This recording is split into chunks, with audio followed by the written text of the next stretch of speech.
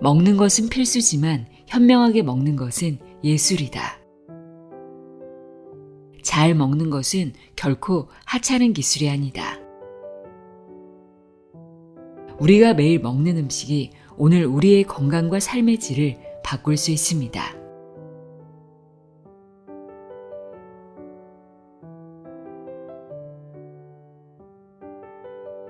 안녕하세요. 나의 소리책갈피 소리내어 읽다입니다. 요즘 마트에 가면 물가가 얼마나 올랐는지 실감할 수 있는데요. 이걸 사야 하나 말아야 하나 들었다 놨다를 반복할 때가 많습니다. 이렇게 고물가 시대에도 다행히 비교적 부담 없는 가격으로 우리의 밥상을 풍성하게 해주는 식재료들이 있습니다. 새송이버섯, 팽이버섯, 숙주, 콩나물, 달걀, 시금치, 제철이라 가격이 저렴해진 상추, 깻잎 등등이 있죠. 영양가도 높고 맛도 좋은 식재료들인데요. 오늘 읽어드릴 책은 우리의 식탁에 자주 오르는 식품의 영양소와 효능을 제대로 알고 정확하게 먹는 방법을 알려주는 책입니다. 몇 번 소개해드렸던 책이죠. 김한열의 식탁 위 건강 오름입니다. 이 책에서 매일매일 먹어도 질리지 않고 몸에도 좋고 무엇보다 가격도 부담스럽지 않아서 좋은 식재료들을 모아봤습니다. 제가 상추를 좋아해서 저녁 식사 때마다 상추쌈을 즐겨 먹고 있는데요. 이 책을 통해 몰랐던 사실을 하나 알게 됐습니다. 여러분은 상추 드실 때 끝부분까지 다 드시나요? 저는 상추 먹을 때마다 끝부분을 제거하고 먹었는데요. 이 끝부분이 영양소가 더 풍부하다고 합니다. 상추의 끝부분에는 통증 완화와 신경 안정에 효과적인 락토카리움이라는 성분이 잎에 비해 풍부하게 함유되어 있다고 합니다. 또 상추의 끝부분이 갈색으로 변한 것도 상추의 폴리페놀이 공기와 만나며 생기는 갈변 반응으로 위생상 전혀 문제가 없다고 합니다. 이처럼 우리가 즐겨 먹는 식재료들 어떻게 먹어야 효능을 최적으로 만들어주는지 또 건강한 음식 궁합과 피해야 할 음식 궁합까지 자세히 알아보는 시간 갖도록 하겠습니다.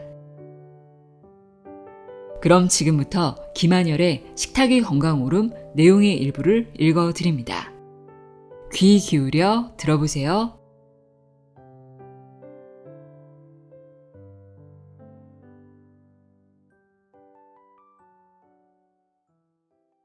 상추. 대표적인 쌈채소인 상추는 저렴한 가격과 아삭한 식감으로 많은 사람이 즐기는 식재료입니다.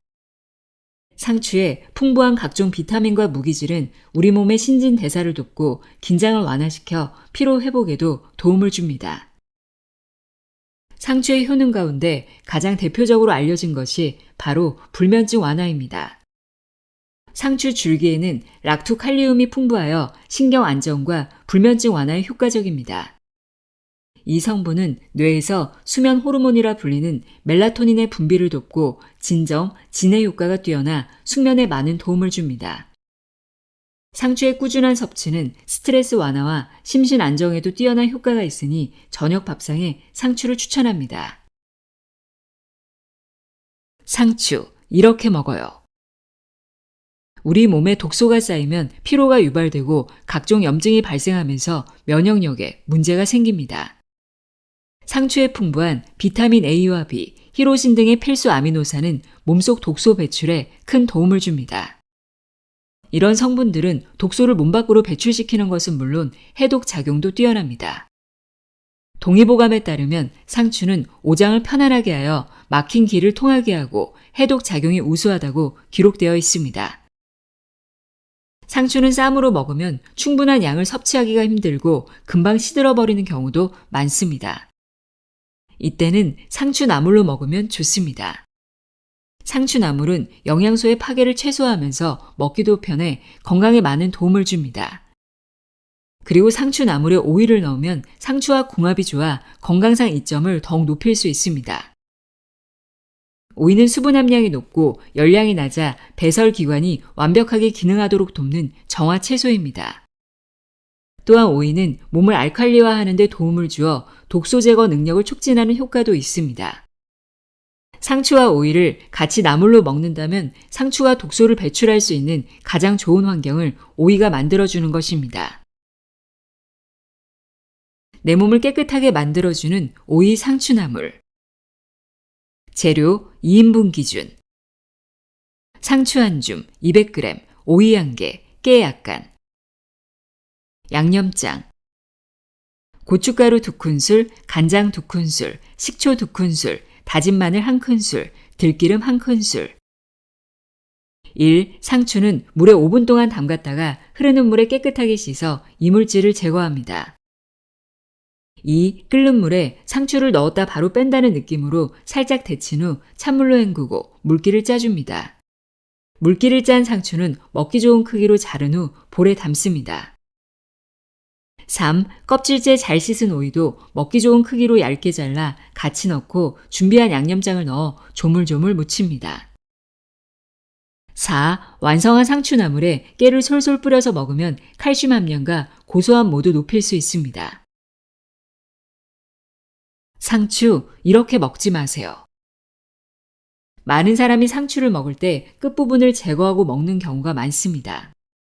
그 이유는 지저분하다고 느끼거나 쓴맛이 나고 농약이 많을 것 같아서입니다. 하지만 상추의 끝부분은 먹어도 전혀 문제가 되지 않으며 오히려 영양소가 더 풍부합니다.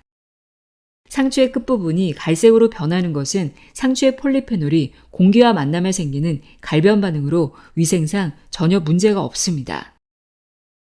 또 농약이 상추잎 위에서 아래로 흘러 끝부분에 모일 거라 생각하는 경우가 많습니다. 경기도 보건환경연구원의 자료에 따르면 실제 상추 잔류 농약 분포는 상추의 윗부분보다 끝부분이 더 적은 것으로 나타났습니다. 또한 상추 끝부분에는 락투카리움이라는 성분이 잎에 비해 풍부하게 함유되어 있습니다. 이 성분은 통증 완화와 신경 안정에 효과적이니 상추 끝부분을 절대 버리지 마세요. 깻잎. 깻잎은 들깨의 잎사귀를 말하며 상추와 함께 가장 대표적인 쌈채소 중 하나입니다. 특유의 맛과 향으로 쌈이나 무침, 장아찌 등의 다양한 요리로 활용됩니다. 깻잎에는 각종 비타민과 항산화 성분이 풍부해 다이어트는 물론 항암 효과도 뛰어납니다. 특히 천연 항암제로 불릴 만큼 항암 작용에 탁월한 효능이 있습니다. 풍부한 베타카로틴과 폴리페놀, 피톨은 강력한 항산화 작용으로 항암 효과와 면역력 강화에 탁월합니다. 베타카로틴은 체내에서 비타민 A로 변환되어 점막을 튼튼하게 유지하고 암세포를 정상으로 환원시키는 역할을 합니다. 한국농수산식품유통공사의 자료에 따르면 깻잎의 풍부한 피톨은 우수한 항암 효과로 암세포와 병원성 균을 제거해 면역 기능을 강화한다고 합니다. 깻잎, 이렇게 먹어요. 항암 효과가 뛰어난 깻잎을 효과적으로 먹으려면 두부와 함께 무쳐서 먹으면 좋습니다. 두부에는 식물성 단백질인 이소플라본이 풍부하여 발암물질의 생성을 막아줍니다. 미국 터프츠 대학교의 연구에 따르면 10년간 유방암 환자 6,200명을 대상으로 연구한 결과 두부와 두유 등 콩식품을 꾸준히 섭취한 환자는 그렇지 않은 환자에 비해 사망률이 최대 50%까지 낮았다고 합니다. 이소플라본이 암세포 성장에 필수적인 특정 효소를 파괴하여 암세포의 사멸을 유도하기 때문입니다. 또한 두부의 풍부한 불포화 지방산은 깻잎의 베타카로틴 흡수율을 최대 8배까지 올려줄 수 있습니다. 암세포 제거에 좋은 깻잎 두부 무침. 재료 2인분 기준. 깻잎 100g, 두부 반모, 들기름 2큰술, 소금 약간, 깨 약간. 1. 깻잎은 잔털이나 주름이 많아 밀가루를 활용해서 씻는 것이 좋습니다. 물 1리터 기준 3큰술 정도의 밀가루를 넣고 3분 동안 담가 놓은 후 흐르는 물에 씻습니다. 2. 세척이 끝난 깻잎은 끓는 물에 10초 동안 아주 짧게 데칩니다. 시간이 길어지면 영양소가 파괴될 수 있으니 숨만 죽인다고 생각합니다. 데친 깻잎은 찬물에 바로 헹구고 물기를 꼭 짜서 먹기 좋은 크기로 송송 썹니다. 3. 두부는 깻잎 데친물에 넣고 3분 동안 천천히 익힙니다. 익힌 두부는 물기를 짜고 칼등이나 숟가락으로 눌러서 으깹니다. 4. 준비된 깻잎과 두부는 볼에 넣고 들기름 2큰술과 소금 3-4꼬집으로 간을 하여 조물조물 잘 무친 후 깨를 솔솔 뿌리면 맛있는 깻잎 두부 무침 완성입니다. 깻잎, 이렇게 먹지 마세요. 깻잎은 특별한 부작용이 없는 식재료입니다. 다만 깻잎에 칼륨이 풍부하니 신장이 약한 사람은 과다 섭취에 주의하고 하루 30g 이하로 먹는 것이 좋습니다. 깻잎은 물기가 많으면 썩기 쉽고 냉장고 안쪽에 보관하면 얼거나 상하기 쉽습니다. 농촌진흥청에서 발표한 자료에 따르면 별도의 도구 없이 가정에서 깻잎을 신선하게 보관하려면 입자루 부분을 물에 적신 종이로 감싸 지퍼백에 넣어 냉장실에 보관하면 된다고 합니다. 새송이 버섯. 버섯은 채소와 과일의 무기질과 육류 못지않은 단백질로 오래전부터 많은 사람들이 즐겨 먹는 식재료입니다. 특히 새송이 버섯은 맛과 식감은 물론 각종 비타민과 무기질이 풍부하여 건강에 좋은 영향을 줍니다. 새송이 버섯에 풍부한 베타글루칸은 대표적인 항암 성분으로 자연살해, NK세포와 T세포 등 면역기능과 관련된 세포의 수와 활성을 높여줍니다.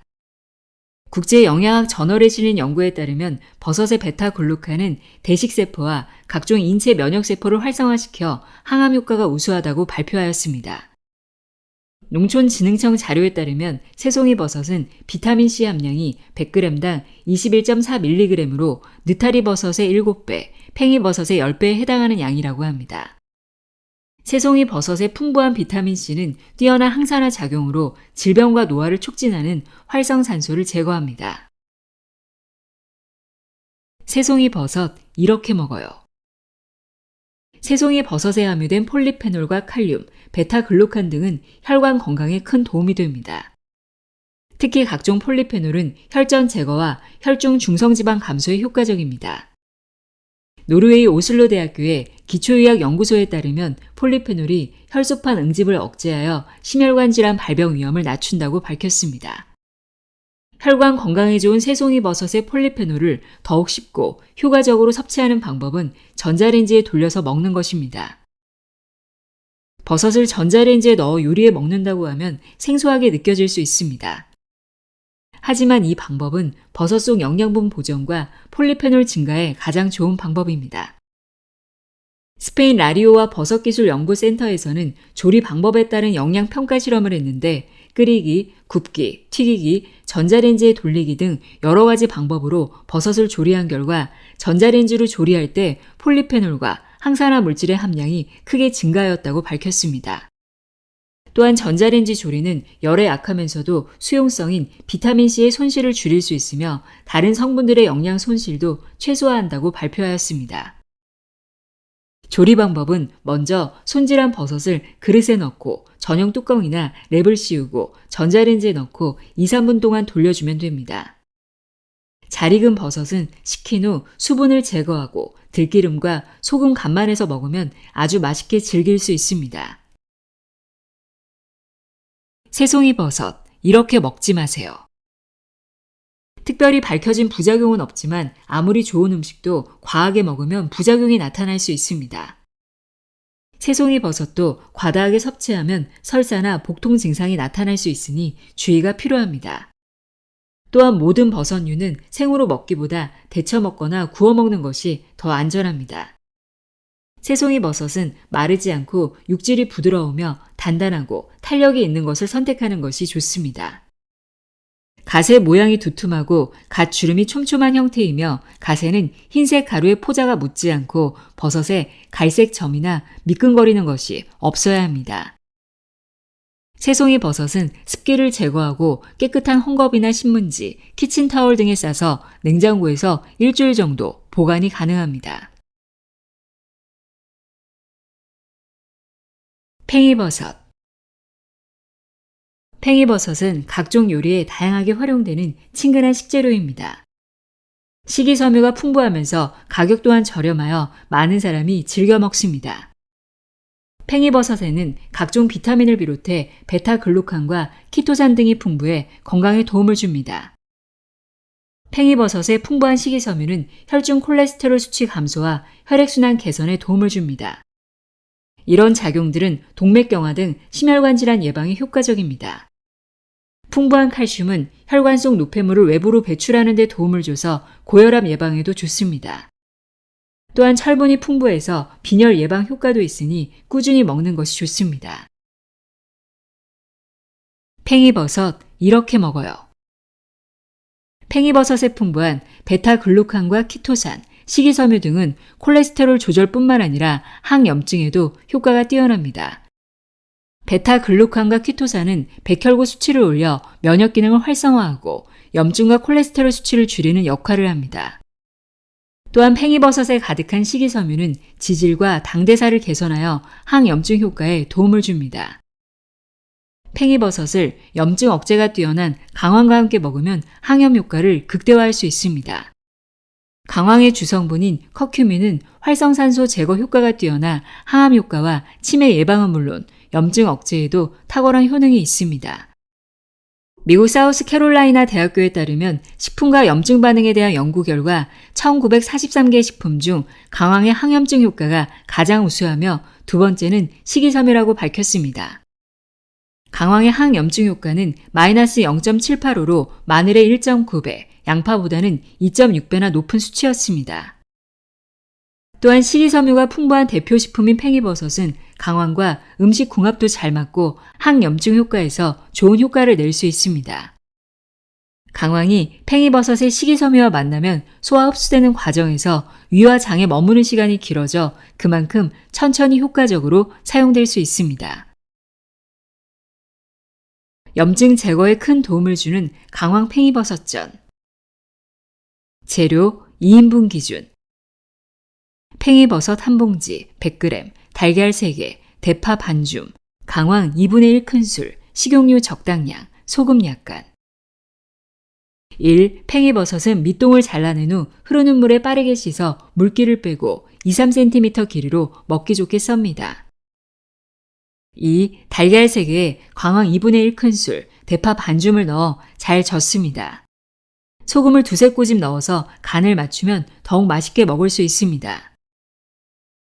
3. 재료가 잘 섞였다면 기름을 두른 팬에 한 수저씩 떠서 놓고 중불에 부칩니다. 앞뒤로 노릇하게 붙여 팽이버섯 강황전을 완성합니다. 먹기 전에 후추를 살짝 뿌리면 후추의 피페린이 강황의 커큐민의 체내 흡수율을 최대 20배까지 높여주니 꼭 후추를 뿌려서 먹어보세요. 팽이버섯, 이렇게 먹지 마세요. 팽이버섯은 칼륨이 많이 함유되어 있어 혈압을 낮추는 효능이 있습니다. 따라서 혈압약을 복용한다면 주의가 필요합니다. 또한 식이섬유가 많은 식품이라 과다 섭취 시 복통이나 설사를 유발할 수 있습니다. 팽이버섯은 하루 100g 정도 섭취하면 부작용 없이 즐길 수 있습니다. 팽이버섯은 주로 묶음으로 판매하기 때문에 먹고 남는 경우가 많습니다. 대충 비닐팩에 담아 보관하면 물러지기 쉽습니다. 이때 남은 팽이버섯을 손질하여 냉동 보관하면 오래 두고 먹을 수 있을 뿐 아니라 영양적으로도 훨씬 좋은 효과를 발휘합니다. 팽이버섯은 버섯 중에서도 키토산이 가장 많이 함유되어 있는데 냉동을 사용하면 단단한 세포벽이 찢기면서 더 많은 키토산을 섭취할 수 있습니다. 앞으로는 먹고 남은 팽이버섯은 냉동 보관하여 사용하세요. 숙주. 숙주는 콩나물과 비슷한 모양과 아삭한 식감이 특징이며 주로 나물로 먹습니다. 녹두보다 비타민 A는 6배, 비타민 B는 30배, 비타민 C는 40배나 풍부합니다. 숙주에 풍부한 비텍신과 플라보노이드 등은 뛰어난 항산화 작용으로 노화를 촉진하는 활성산소를 없애주고 세포의 산화를 억제시킵니다. 숙주에는 철분과 카로틴, 칼슘 등이 풍부해 빈혈 완화와 예방에 좋습니다. 철분과 카로틴은 혈액 속에 혈구가 만들어지는 조혈작용을 강화하여 적혈구 생성을 돕습니다. 적혈구나 헤모글로빈이 부족해서 나타나는 빈혈을 근본적으로 예방하며 뼈 건강에도 좋은 영향을 줍니다. 숙주에 풍부한 아스파라긴산과 비타민 B6는 음주로 인해 숙취를 유발하는 아세트알데히드를 분해하여 간 회복과 숙취 해소에 도움을 줍니다. 숙주, 이렇게 먹어요. 최근 미세먼지와 서구화된 식습관으로 몸속에는 수많은 독소와 불순물들이 쌓이고 있습니다. 이런 독소들은 면역력 약화뿐만 아니라 혈관과 뇌, 피부 등 모든 신체 기관에 악영향을 미칩니다. 숙주에 풍부한 비타민 B6는 몸속에 있는 각종 독소와 소화되지 않은 음식으로 인한 노폐물 등을 배출하는 데 큰 도움을 줍니다. 또한 단백질 대사에 관여하여 면역 기능 강화와 간 기능 회복에도 탁월합니다. 미국 국립과학원의 연구에 따르면 비타민 B6는 인체 내에 축적된 독소와 오염물질로부터 신체를 보호하는 데 도움이 된다고 밝혔으며 본초 강목의 요약본, 본초 비호에도 숙주는 열을 없애고 독을 풀어준다고 기록되어 있을 정도로 예로부터 독소 제거에 탁월한 효능이 있습니다. 몸속 독소 제거에 좋은 숙주를 더 건강하게 먹으려면 대파, 마늘, 고춧가루와 함께 생으로 버무려 먹는 숙주 김치를 담가 먹습니다. 숙주에 풍부한 비타민 A, 비타민 B, 비타민 C는 모두 열에 약한 성분으로 가열하지 않는 것이 가장 좋으며 숙주를 생으로 버무려 먹는다면 이런 영양소들을 빠짐없이 섭취할 수 있습니다. 그리고 숙주 김치에 들어가는 대파와 마늘, 고춧가루 등의 양념은 따뜻한 성질로 차가운 성질의 숙주를 보완해 줍니다. 깨끗하게 씻은 숙주를 대파, 마늘, 고춧가루와 함께 잘 버무려 주기만 하면 됩니다. 기호에 따라 무, 생강, 액젓을 추가해도 좋습니다. 숙주, 이렇게 먹지 마세요. 숙주는 차가운 성질을 지니고 있기에 몸이 차갑다면 복통이나 설사 등의 증상을 일으킬 수 있습니다. 숙주의 하루 적정 섭취량은 150g 이하입니다. 좋은 숙주는 뿌리가 단단하고 잔뿌리가 없으며 손으로 눌렀을 때 물기가 배어나올 정도로 수분감이 있는 것이 좋습니다. 노란 꽃잎이 많이 피었거나 지나치게 통통한 것은 숙주 특유의 비린내가 나기 때문에 좋지 않습니다. 마찬가지로 푸른 싹이 난 것 또한 생육기간 동안 햇빛을 많이 받았거나 웃자란 것으로 좋지 않습니다. 숙주는 쉽게 변질되기 때문에 한 번에 쓸 만큼만 구입하는 것이 좋고 먹고 남은 숙주는 물에 담가 냉장 보관하면 싱싱한 상태로 좀 더 오래 유지됩니다. 보관은 3일 정도 가능하지만 잘 무르는 특성 때문에 되도록 빨리 먹는 것이 좋습니다. 숙주의 수분 함유량은 95% 이상입니다. 콩나물. 콩나물은 콩을 발화시켜 재배한 콩채소로 국과 무침 등으로 많이 먹는 국민 식재료 중 하나입니다. 콩나물은 자라면서 내부 대사로 인해 지방은 줄어들고 섬유소와 비타민은 크게 증가합니다. 동의보감에도 콩나물은 온몸이 무겁거나 저리고 근육과 뼈가 아플 때 치료제로 쓰인다고 기록되어 있을 정도로 건강에 좋습니다. 콩나물 뿌리에 풍부한 아스파라긴산은 숙취 해소에 좋기로 유명합니다. 아스파라긴산이 강한 독성의 알코올 대사 산화물인 아세트알데히드를 제거하기 때문입니다.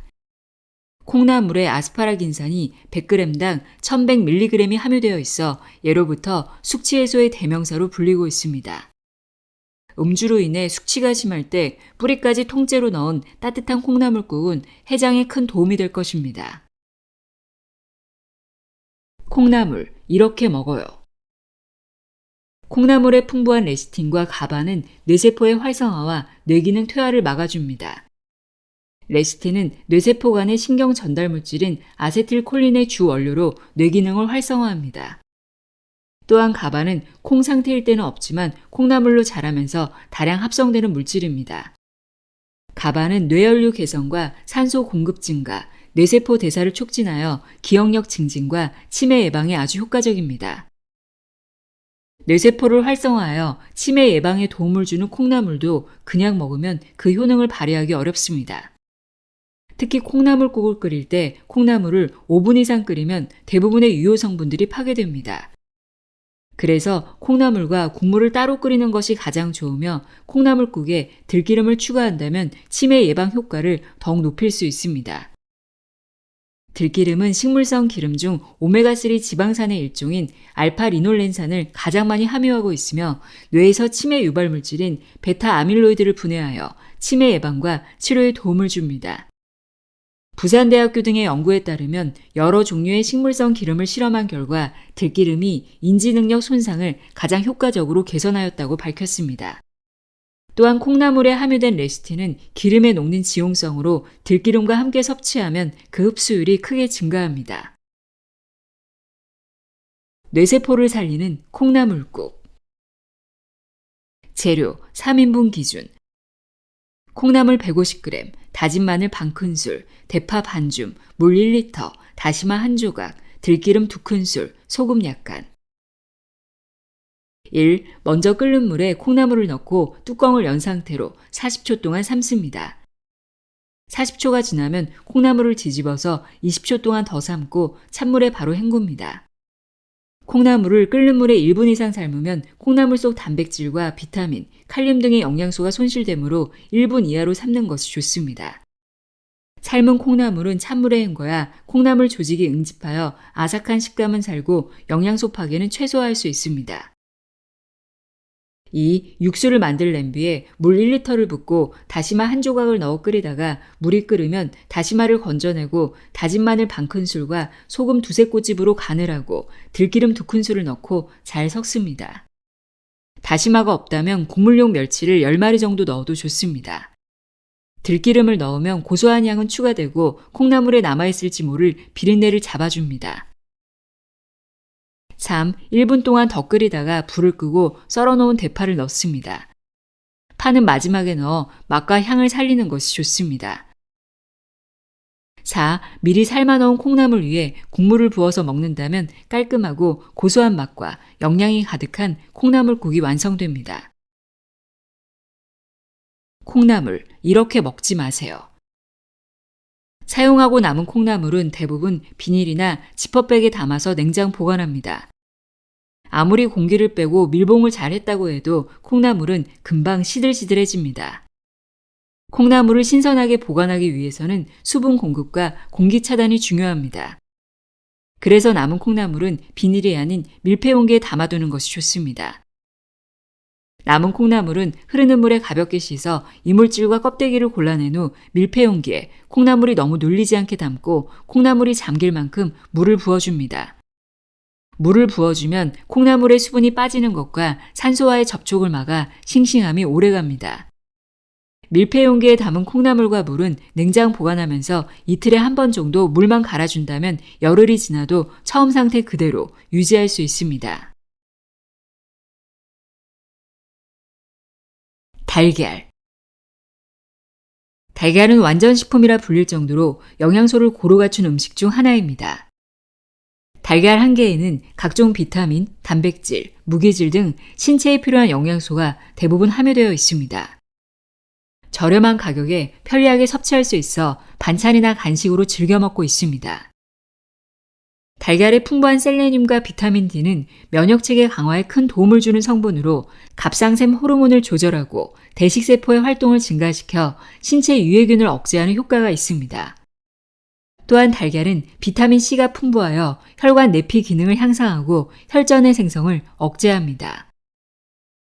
달걀은 한 개만 먹어도 포만감을 느낄 수 있으며 풍부한 영양소를 섭취하면서 체중 조절을 할 수 있습니다.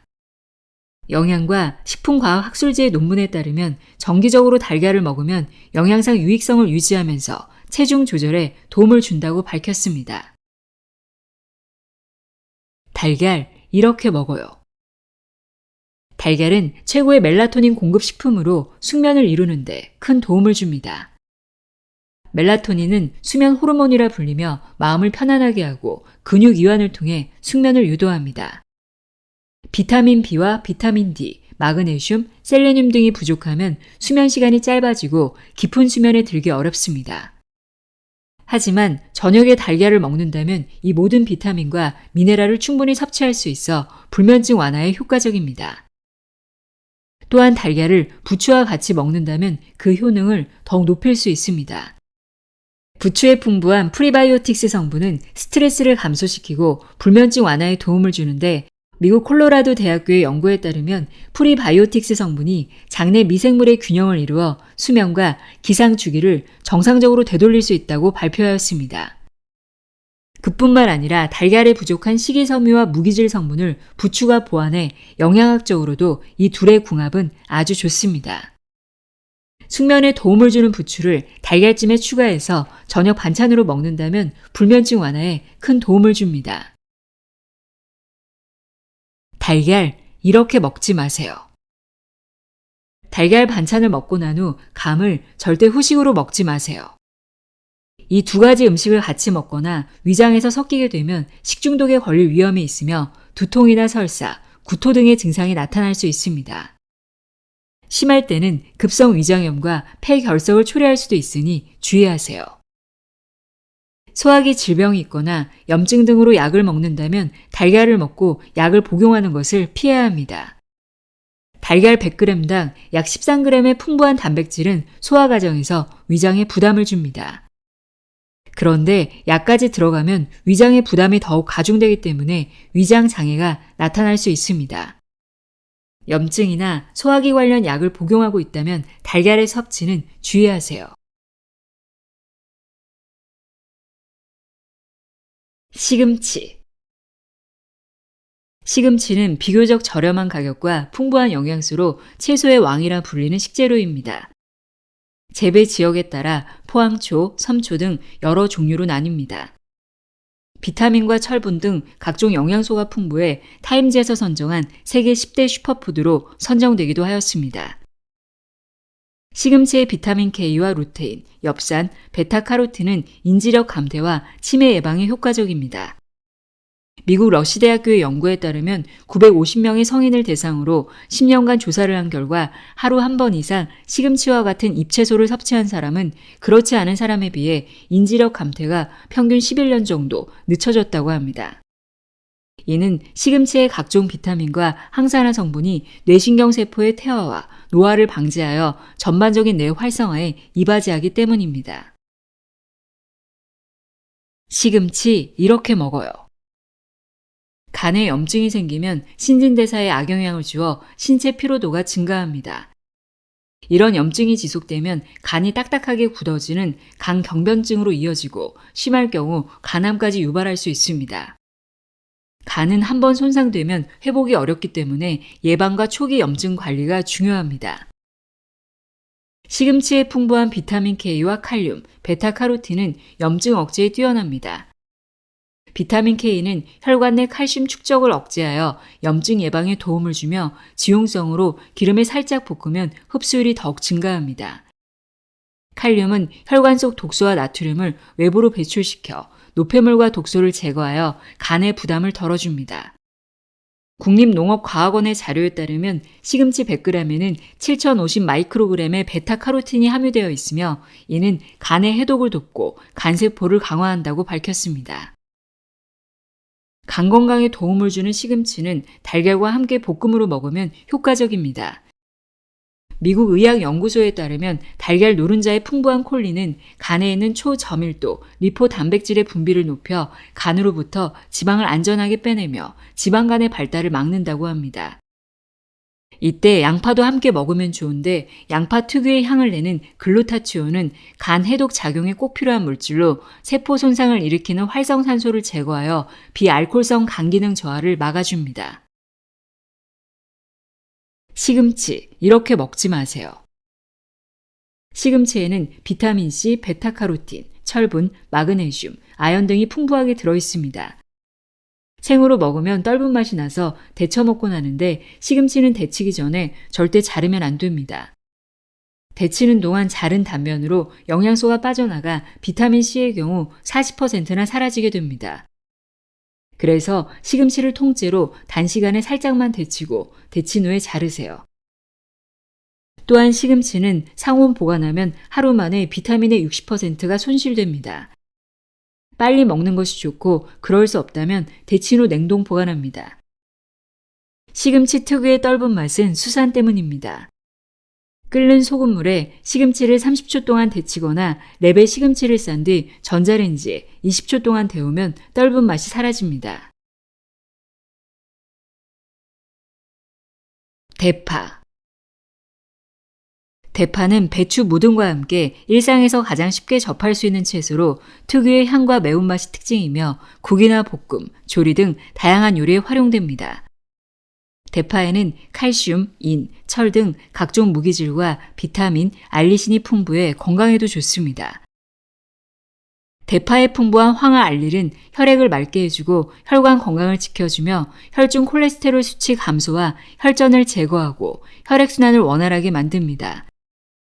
이런 작용들은 고혈압이나 동맥경화 등 각종 혈관 질환 예방에 큰 도움을 줍니다. 대파에 함유된 만난이라는 성분은 위 건강 증진에 탁월한 효능이 있는데 위벽을 보호하는 동시에 소화를 촉진해 위의 부담을 줄여 위를 건강하게 만들어줍니다. 파의 파란 잎 부분을 자를 때 나오는 끈적한 점성물질인 만난은 장 점막도 보호해 장염이나 과민성 대장 증후군에도 좋습니다. 대파 이렇게 먹어요.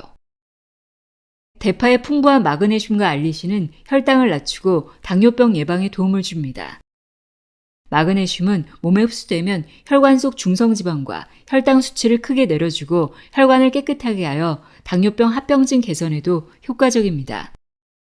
미국 농무부 자료에 따르면 대파 속 마그네슘 함량은 100g당 23mg으로 마늘의 4.6배, 양파의 2.3배에 달하는 양입니다. 마그네슘을 꾸준히 섭취하면 당뇨병 발병 위험이 약 50%까지 낮아진다는 연구 결과도 있습니다. 또한 대파에 함유된 알리신은 항균 작용이 뛰어난 성분으로 60도 이상으로 가열하면 아조엔으로 분해됩니다. 아조엔은 체내 노폐물과 독소 배출을 촉진해 당뇨병이나 고지혈증과 같은 대사 질환을 예방하고 체지방을 분해하는 효과도 있습니다.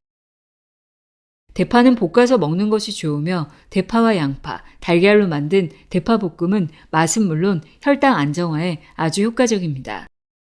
양파의 퀘르세틴과 크롬도 포도당 대사의 항상성을 유지하여 인슐린 작용을 촉진시키고 당 수치 조절을 돕습니다. 또한 함께 사용되는 달걀 역시 풍부한 칼슘으로 대파의 마그네슘 흡수율을 크게 높여줍니다. 혈당 안정화에 좋은 대파볶음. 재료 2인분 기준. 대파 1대, 양파 4분의 1대, 달걀 2개, 식용유 적당량. 1. 대파는 잘 구울 수 있게 얇게 자르고 양파는 먹기 좋게 결방향으로 채 썹니다. 대파를 두껍게 자르면 잘 익지 않고 질길 수 있으니 적당한 두께로 자릅니다.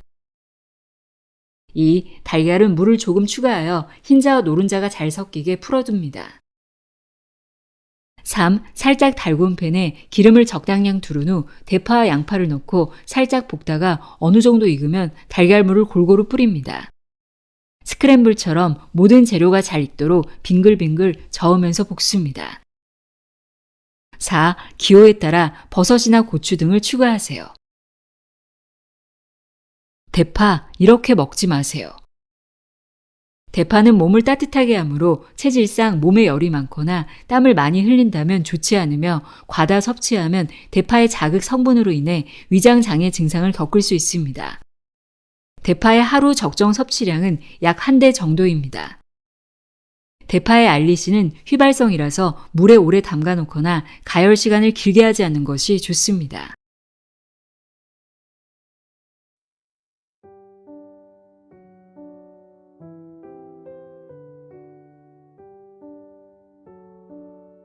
김한열의 식탁 위 건강 오름 읽어드렸습니다. 몸에 좋은 식재료들은 정말 많지만 제철 음식만큼 가성비 좋은 게 없죠. 몸에도 좋고 가격도 저렴한 제철 음식 잘 챙겨 드시길 바랍니다. 오늘도 함께 해주셔서 고맙습니다.